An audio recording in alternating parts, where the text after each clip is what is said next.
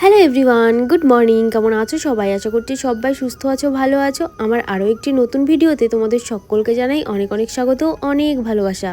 আমি ঘুম থেকে উঠেছি এই কিছুক্ষণ মতো হলো, তোমাদের দাদাভাই চলে গেছে কাজে। আর এদিকে আমার কালকে রাতে এত পরিমাণে ঠান্ডা লেগেছে কি বলবো তোমাদের।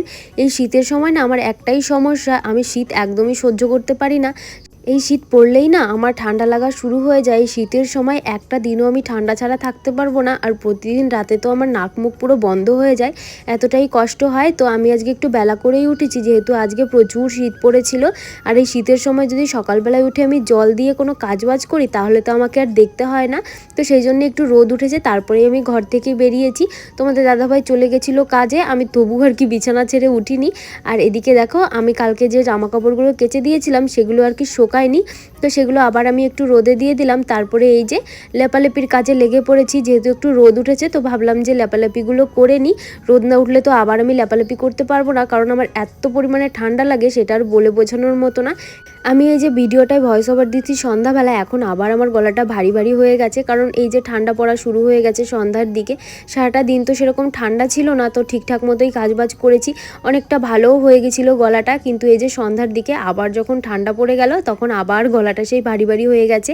আর এদিকে এই যে কথা বলতে বলতে তোমাদের সঙ্গে আমার কিন্তু লেপালেপির কাজগুলো কমপ্লিট হয়ে গেল। সত্যি যদি এরকম তাড়াতাড়ি কাজবাজগুলো কমপ্লিট করতে পারতাম তাহলে তো বেশ ভালোই হতো। ভিডিওতে যত শর্টে তোমাদের দেখাই, এত শর্টে কোনো দিনই সম্ভব নয়। তো এদিকে আমি লেপালেপির কাজ আর বাকি যে সমস্ত কাজবাজ আছে সমস্ত কিছু কমপ্লিট করে চলে এসেছি এখন রান্না বান্না করতে। স্নান পুজো সমস্ত কিছুই হয়ে গেছে আমার, এদিকে সবজিও কাটা হয়ে গেছে। আর এই যে দেখো মাছের তেল রয়েছে, তোমাদের দাদাভাই এদিন মাছ কিনে না পুরো ঠকে গেছে। এটা ছিল পাঙ্গাস মাছ, তো পাঙ্গাস মাছের না মানে অর্ধেকের বেশি বলতে পারো তেল। তো এখন আমি তেলটা দিয়েই আর কি সমস্ত রান্নাবান্না কমপ্লিট করব। কি আর করা যাবে, তেলটা এনেছে ওজন হিসাবে, তো এটা ফেলে দিলে তো আর হবে না। তো দেখতেই পাচ্ছ তেলটা আমি গলিয়ে নিলাম প্রথমে, আর দেখতেই পাচ্ছ কত পরিমাণে তেল হয়েছে। এই তেলেই আজকে আমার সমস্ত রান্নাবান্না হয়ে গেছিলো, আরও অনেকটা তেল ছিল। তো এদিকে ভাতটাও অনেকটাই হয়ে গেছে। তো এখন মাছটাও ভাজা হয়ে গেল, মাছটাকে আমি এক এক করে তুলে নেব। মাছটা ভেজে তুলে রাখার পরে ভাবলাম এতটা তেলে তো আর বেগুনগুলো ভাজা যাবে না, তো এখান থেকে অর্ধেকের বেশি আমি তেল তুলে নিয়েছি। এখন বেগুনটাকে প্রথমে ভেজে নেব। আর এদিকে বেগুন ভাজাও আমার হয়ে গেছে ঝটপট করে। সত্যি ভিডিওতে কি তাড়াতাড়ি হয়ে যায় কাজবাজ, আমি শুধু সেটাই দেখি ভিডিও মানে এডিট করার সময়। সত্যি যদি এত তাড়াতাড়ি সমস্ত কিছু কমপ্লিট করা যেত কতই না ভালো হতো।